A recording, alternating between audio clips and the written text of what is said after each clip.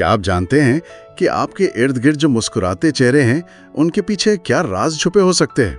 असल ताकत शायद बोलने में नहीं, बल्कि मेरा मतलब है कि खामोशी से सुनने और समझने में है। विजडम वेव्स चैनल में खुशामदीद। आज हम रॉबर्ट ग्रीन की काफ़ी मुतनाज़ा लेकिन बहुत मशहूर किताब द 48 लॉज ऑफ पावर के एक ख़ास कानून पर बात करेंगे। कानून नंबर 14। जी, एक दोस्त का रूप धारण करें, एक जासूस की तरह काम करें। बिल्कुल। तो ग्रीन का अंदाज तो आप जानते ही हैं, ताकत के हुसूल के लिए हिकमत अमली बताते हैं वो, और ये कानून ये इसकी एक आप कह लें अहम मिसाल है।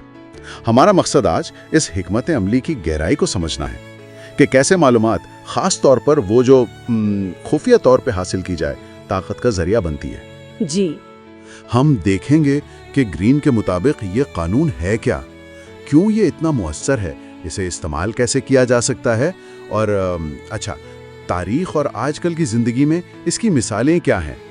तो शुरू करते हैं इस कानून से।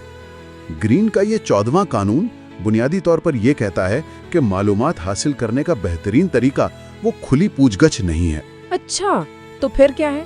बल्कि एक दोस्ताना रवैया है। किताब कहती है कि जब लोग आपको दोस्त समझते हैं ना, तो वो बेतकल्लुफ हो जाते हैं, महफूज महसूस करते हैं। और फिर वो गैर इरादी तौर पर अपनी कमजोरियां, अपनी ख्वाहिशात, अपने मंसूबे वो सब बता देते हैं। अच्छा, यानी अनजाने में। हाँ, और ग्रीन का मानना है कि यही मालूमात आपको दूसरों पर सबकत लेने या उन्हें काबू करने का मौका देती है। और यहाँ ना वो नफ्सियाती पहलू बहुत दिलचस्प है जिस पर ग्रीन जोर देते हैं कि लोग फितरतन अपने बारे में बात करना पसंद करते हैं, है ना? जी बिल्कुल, खास तौर पर अगर कोई सुनने वाला दिलचस्पी दिखाए। सही। जब कोई दोस्ताना अंदाज में मिलता है तो वो जो एक दिफाई रवैया होता है ना, वो कम हो जाता है। और इस बेतकल्लुफी में वो ऐसी बातें बता जाते हैं, कोई जाती खौफ, कोई दफ्तर की ख्वाहिश, ताल्लुकात कैसे हैं, जो आम हालात में शायद वो कभी ना बताएं।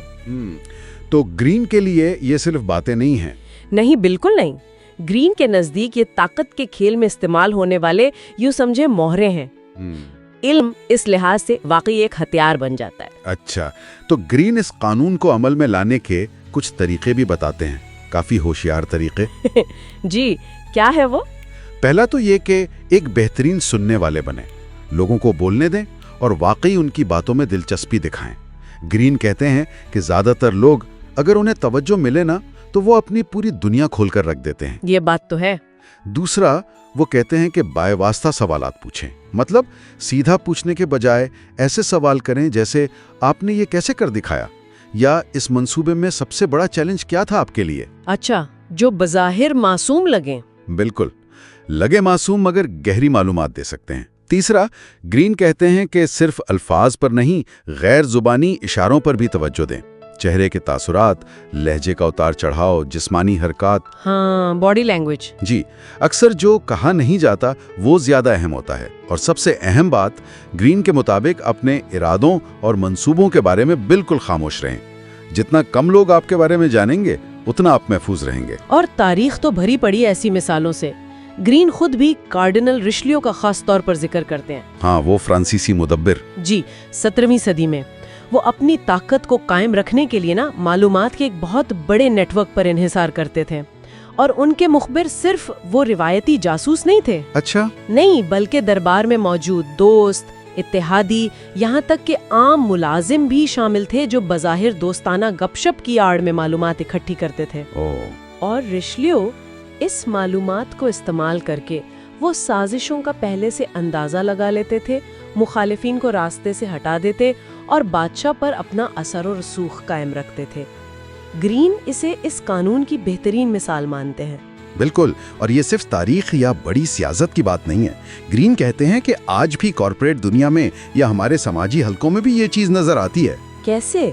देखें, दफ्तर में साथियों की बातों को अगर गौर से सुना जाए, उनकी परेशानियों या कामयाबियों में दिलचस्पी ली जाए, तो आपको अंदरूनी सियासत का अंदाजा हो सकता है। कौन किसके साथ है? जी, कौन किसके साथ है, कौन आगे बढ़ना चाहता है, किसे अपनी पोजीशन का डर है। ग्रीन का यही इस्तिदलाल है कि जो बोलने से ज्यादा सुनता है और मुशाहिदा करता है, वो हमेशा फायदे में रहता है। बुनियादी उसूल वही है, हमेशा उससे ज्यादा जाने जितना आप जाहिर करते हैं।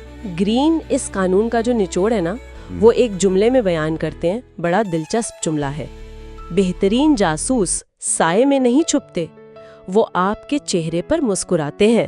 واہ! یہ اس تضاد کو ظاہر کرتا ہے جو اس حکمت عملی کی بنیاد ہے، ظاہری دوستی اور باطنی مقصد۔ صحیح۔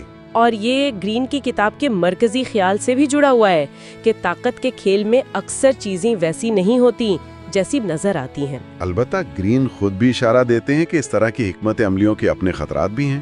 ظاہر ہے، اگر آپ کا اصل مقصد ظاہر ہو جائے تو بالکل، تو اعتماد ٹوٹ سکتا ہے، اس کے نتائج بھی ہو سکتے ہیں۔ تو خلاصہ یہ ہے کہ ہم نے رابرٹ گرین کے قانون نمبر 14 کا جائزہ لیا کہ کیسے دوستانہ رویے کی آڑ میں معلومات حاصل کرنا طاقت کے حصول کا ایک مؤثر ذریعہ بن سکتا ہے، کم از کم گرین کی کتاب کے مطابق تو یہی ہے۔ جی۔ اور کلیدی نقطہ یہ ہے کہ خاموش مشاہدہ اور سننا یہ اکثر بلند آواز گفتگو سے زیادہ طاقتور ثابت ہوتے ہیں۔ اور یہیں پر مجھے لگتا ہے ایک اہم سوال پیدا ہوتا ہے جو گرین کی تحریریں اکثر قاری کے ذہن میں چھوڑ جاتی ہیں۔ وہ کیا؟ کہ اس طرح حاصل کردہ علم اور طاقت کو استعمال کرنے کی اخلاقی حدود کیا ہیں؟ علم تو بذات خود غیر جانبدار ہوتا ہے نا؟ ہاں، یہ تو ہے۔ لیکن اس کا استعمال اسے اچھا یا برا بناتا ہے، یہ فرد کے کردار اور نیت پر منحصر ہے۔ بہت اہم نقطہ ہے۔ تو آج کی گفتگو یہیں تک۔ اگر آپ کو طاقت، حکمت عملی اور انسانی نفسیات کی ان گہرائیوں میں دلچسپی ہے تو وزڈم ویوز چینل کو سبسکرائب کرنا نہ بھولیں۔ جی ضرور کریں۔ اس ویڈیو کو لائک کریں، اپنے دوستوں کے ساتھ شیئر کریں اور نیچے کامنٹس میں ہمیں ضرور بتائیں کہ آپ رابرٹ گرین کے اس قانون کے بارے میں کیا سوچتے ہیں۔ آپ کے خیالات جان کر خوشی ہوگی۔ اگلی بار تک کے لیے سوچتے رہیے۔